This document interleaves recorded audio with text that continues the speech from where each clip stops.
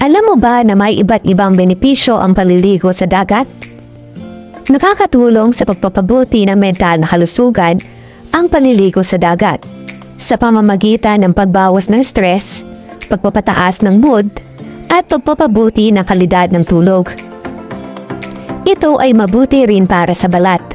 Mayaman sa mga mineral tulad ng magnesium, potassium, at calcium na nakakatulong sa pagpapagaling ng mga kondisyon sa balat tulad ng eczema at psoriasis. Pagpapalakas ng immune system. Ang paliligo sa dagat ay maaari magpataas ng produksyon ng white blood cells na tumutulong sa paglaban sa mga impeksyon. Ang mga mineral tulad ng iodine at magnesium sa dagat ay kilala ring sumusuporta sa immune function. Pagpapabuti ng sirkulasyon ng dugo.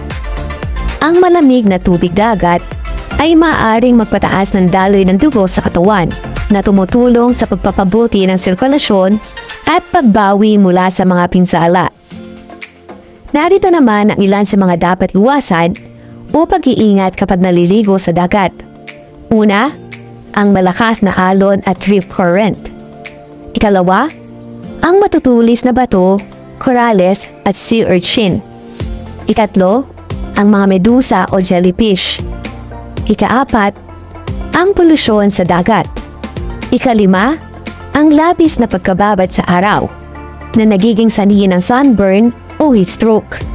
Ikaanim, ang biglaang pagtalon sa malalim na bahagi. At iwasan din ang paliligo ng lasing.